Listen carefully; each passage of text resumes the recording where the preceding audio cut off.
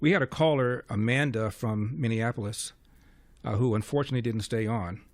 And I understand she said, what does Elder have a objection to? Why does Elder have an objection to a peaceful transfer of power?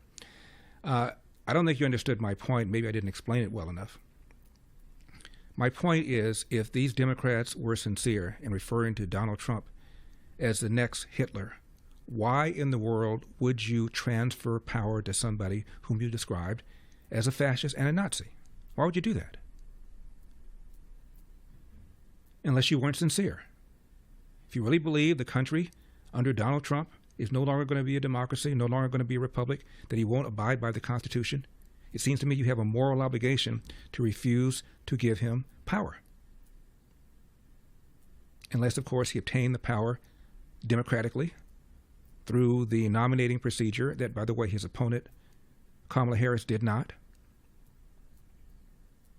Unless during his first term he did not restrict the right to keep and bear arms the way Adolf Hitler did to Jews, the way Mao did to his people, the way dictators normally do in order for them to seize and retain power. Unless you believe that Donald Trump during his first term did not suppress free speech, did not create a state-run media, which is what dictators do. My point is, Amanda, that Democrats were lying. They were using hateful rhetoric in order to win the election while not truly believing that Donald Trump was, in fact, a fascist. If they really believed that Donald Trump was, in fact, a fascist, why in the world would people like Kamala Harris support, as she did at least one time, a mandatory gun buyback? Look up what the Founding Fathers said about the Second Amendment. It served to prevent government by tyranny. The whole point behind having an armed citizenry is to make sure that we don't have a government that will take away their rights. That's the whole reason behind the Second Amendment, to prevent somebody whom you consider to be a fascist or a Nazi like Donald Trump from taking over. So if you truly believe that, the logical thing would be that you be passing out firearms like trick-or-treat candy. The fact that you guys are not doing that shows me that these politicians did not believe their own rhetoric. That's what I'm saying. Now, speaking of the orderly transition of power, this is an article from the New York Times.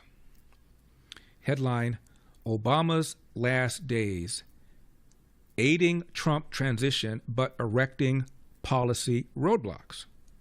And it's all about the things that Obama did in order to thwart the Donald Trump agenda. Quote, the president is using every power at his disposal to cement his legacy and establish his priorities as the law of the land, referring to Obama. He banned oil drilling off the Atlantic coast, established new environmental monuments, protected funding for Planned Parenthood, ordered transfer of detainees from Gitmo, criticized Israeli settlements, punished Russia for interfering in recent election through cyber attacks, continuing to fill ranks of government with his own appointees. Since Election Day, Obama has named 103 people to senior civil service jobs, boards, key commissions, and oversight panels, including the National Council on Disability, the Amtrak Board of Directors, and various other positions. And my point is, peaceful transition of power, then why is Obama doing all these things? I'm not saying he did them unlawfully, but elections have consequences.